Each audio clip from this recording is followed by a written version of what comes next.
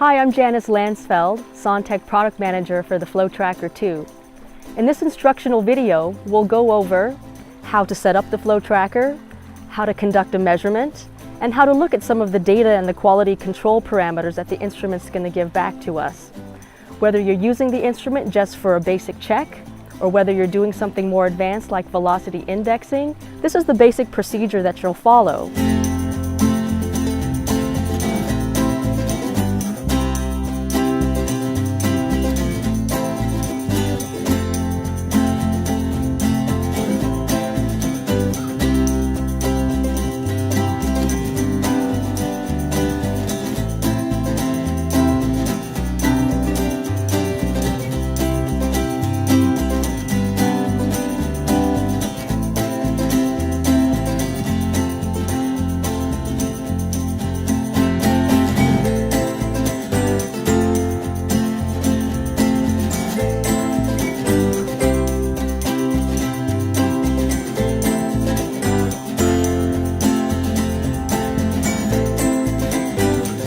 SonTek does have other resources and trainings on more advanced topics, so you can always feel free to contact us for those. But for right now, this is everything you need to know to get started.